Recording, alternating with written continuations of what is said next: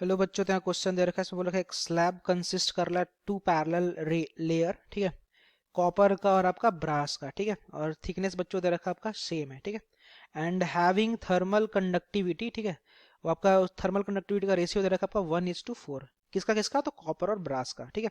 अब बोल रखा है if the free space of the brass, जो ब्रास का फ्री स्पेस है वहां का टेम्परेचर दे रखा है बच्चों 100 डिग्री सेल्सियस, एंड कॉपर का जो फ्री स्पेस है वहां का टेम्परेचर दे रखा है बच्चों 0 degree Celsius.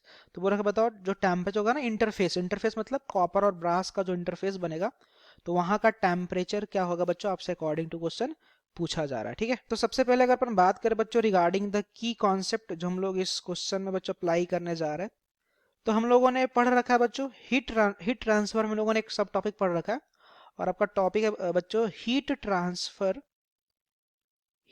Transfer through conduction, conduction वाले प्रोसेस के द्वारा हीट ट्रांसफर, और वो भी कहाँ पे?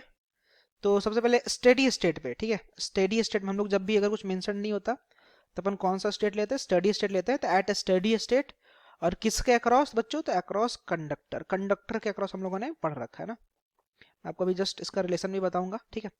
बट बिफोर अगर हम बात करें इस पे और अगर हम लोग डिस्कस करें, तो अकॉर्डिंग टू क्वेश्चन अगर अपन डायग्राम सबसे पहले बना ले बच्चों, तो हमसे सबसे पहले अगर आप ध्यान से देखो तो आपको क्या बोल रखा है कि दो पैरेलल लेयर है, किसका किसका? कॉपर और ब्रास का, ठीक है। तो मैं क्या कर रहा हूँ, यहाँ पे दो पैरेलल लेयर बना ले रहा हूँ, ठीक है, डॉटेड लाइन से मैं यहाँ पे क्रिएट कर ले रहा हूँ, ठीक है। ध्यान देना होगा क्या कि सबसे पहले हमने एक सिंपल सा स्लैब टाइप का बना लिया, ठीक है। अब इस स्लैब में मैंने क्या किया बच्चों कि यहाँ से हमने एक मिडिल से एक लाइन पार कर दिया, ठीक है। अब क्वेश्चन में क्या कह रखा है कि एक आपका कॉपर है, एक आपका क्या है? ब्रास है। तो मैं इस कॉपर वाले को सी से रिप्रेजेंट कर रहा हूँ और ब्रास वाले को मैं बच्चों बी से रिप्रेजेंट कर रहा हूँ। Got it. और साथ ही साथ आपका क्या बोल रखा है कि थिकनेस जो है आपका वो बच्चों सेम दे रखा है ना। थिकनेस सेम दे रखा है मतलब कि मान लो कि यहाँ से लेकर के यहाँ तक का थिकनेस जो है कॉपर का अगर वो टी है, तो यहाँ से यहाँ तक का भी थिकनेस मान लो बच्चों आपका टी है। साथ ही साथ ये भी बोल रखा है कि जो ब्रास वाला साइड है वहाँ का टेम्परेचर जो फ्री सरफेस है वहाँ का 100 डिग्री है, और यहाँ पे बच्चों 0 डिग्री है। और ये जो इंटरफेस है ना, यहाँ का टेम्परेचर बच्चों आपसे पूछ रखा है, ठीक है। और तो और आपको क्या बोल रखा है कि जो थर्मल कंडक्टिविटी है ना आपका 1:4 के रेशियो में, किसका किसका? तो कॉपर और ब्रास का। तो मैं बोल दूंगा केसी, केसी मतलब कि थर्मल कंडक्टिविटी ऑफ कॉपर, और मैं साथ ही लिख रहा हूँ केबी, केबी मतलब कि थर्मल कंडक्टिविटी ऑफ ब्रास। ये रेशियो दे रखा बच्चों 1:4 के बराबर, ठीक है। तो what we can say from here कि जो केबी का जो बच्चों वैल्यू आएगा वो केबी आपका हो जाएगा 4 kc, इस रिलेशन से, ओके।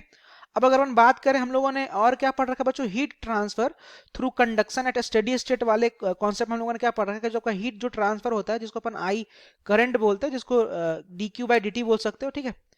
तो ये जो हीट का जो ट्रांसफर है बच्चों, इसका फॉर्मूला हमने पढ़ रखा है, वो होता है आपका के ए T1 माइनस T2 अपॉन साथ में होता है आपका बच्चों L, जहां पे K अगेन बच्चों थर्मल कंडक्टिविटी है, A आपका जिस एरिया से जोन से जिस पार्ट से आपका हीट इंटर कर रहा है ना, तो उसका अपन क्रॉस सेक्शनल एरिया लेते हैं। T1 आपका हायर वाला टेम्परेचर है और T2 आपका लोअर वाला टेम्परेचर है, और L जो है आपका उस कंडक्टर का लेंथ है, ठीक है।